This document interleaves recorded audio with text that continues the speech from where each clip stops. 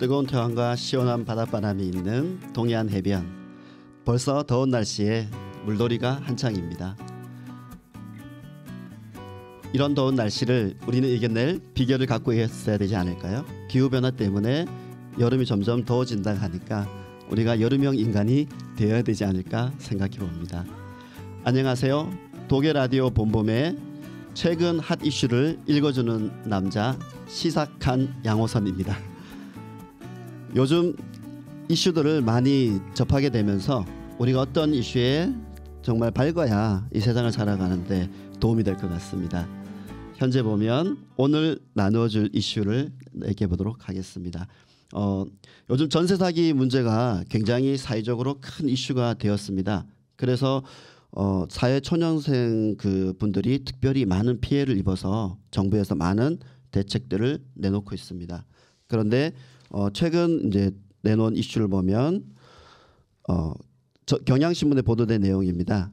전세 사기 위험 없는 공공임대주택이 만들어진다고 합니다. 그 이름은 든든전세. 27일부터 도입한다고 하니 많은 관심을 가지고 가야 되겠습니다.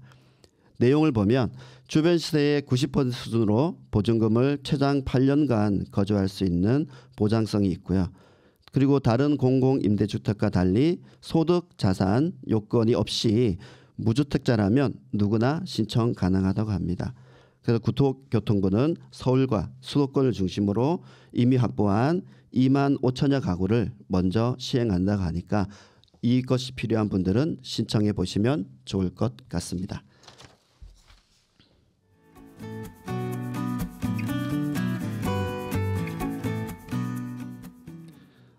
네, 전세 사기와 관련해서 두 번째 이슈를 살펴봅니다. 전세 사기를 이제 확인하고 이렇게 계약을 해야 되는데 사회초년생들은 전세 계약도 어렵고요. 부동산에 대한 지식이 없다 보니까 이 피해가 굉장히 커진 것 같습니다.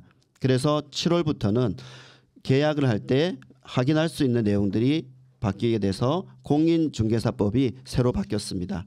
7월부터 시작된다 하니 우리 미리 한번 알아볼까요? 부동산에서 이제 꼭 선순위 권리 관계를 확인할 수 있도록 이제 제도가 바뀐다고 합니다. 임대인이 미납 세금이 있는지, 그리고 확정일자 부여 현황이 그러니까 뭐죠? 다른 세입자가 이미 있는지를 알고 내가 깨끗한 상태에 들어가야 되는데 그것도 확인해 준다고 합니다. 그리고 등록된 전입 세대가 몇 명인지, 지금 이제 전세 사기에 보면 나는 깨끗한 집인 줄 알고 들어갔는데 벌써 선순위 그 권리자가 있었던 거죠. 그러면 당연히 문제가 생기면 선순위 권리자에게만 보상금이 먼저 가게 된다고 합니다. 이런 것들을 미리 다 알려줘야 된다고 합니다. 그리고 임차인 보호제도에서는 최우선 변제권이 집의 경매가 넘어가도 최소한 내가 받는 금액이 적정하게 석정이 되고요. 그리고 집주인이 돈을 못 줄 때 돌려받는 제도, 그러니까 국가에서 이제 주택보증공사라든가 이런 데서 하는 역할들이 더 커진다고 합니다. 그리고 이제 자세하게 알려주는데 주택관리비도 투명하게 알려준다고 합니다. 관리비 총액, 세부 내역, 부과 방식 등의 고지서를 반드시 받도록 되어 있습니다. 그리고 이제 중요한 게 뭐가 있었냐면 전세 사기에 왜 피해가 커졌냐면 이 사람이 정확한 법적인 중개인지 그리고 중개를 도와주는 그냥 보조원인지를 우리가 모르고 계약하는 경우가 많았습니다.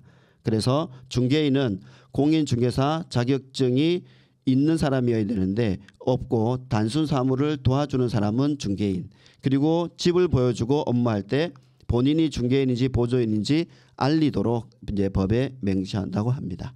이렇게 되면 저희도 전세 계약을 할 때 이런 것들을 잘 확인하고 진행해야 되겠습니다.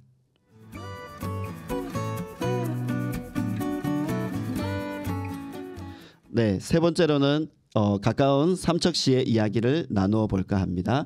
이번 행정사무감사에서 지적이 된 내용인데요. 해양수산과 사업에서 보면 삼척해변 친수시설 해박 사실이 드러났습니다.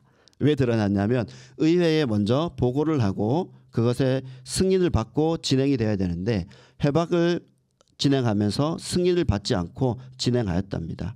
이 사건이 2021년 7월 11일 추진되면서 기존에 어떤 거였냐면 신수시설이 완공이 되면 정부 70%, 삼척시 30% 이렇게 유지 관리비를 지원한다고 돼 있었는데 그게 원래는 100% 이제 삼척시에서는 해운항만청에 예산을 요구했던 사안이었는데 밀실에서 삼척시 지원 예산이 30%로 협약이 되었다고 합니다. 그래서 큰 질책이 있었고요. 담당 공무원 쪽에서는 이후에 다시 의결 사항을 만들어서 보고한다고 하였습니다. 우리의 세금이 어떻게 사용되는지 정확한 감시가 필요한 상황입니다. 네, 오늘 이렇게 세 가지 사항에 대해서 알아보았습니다.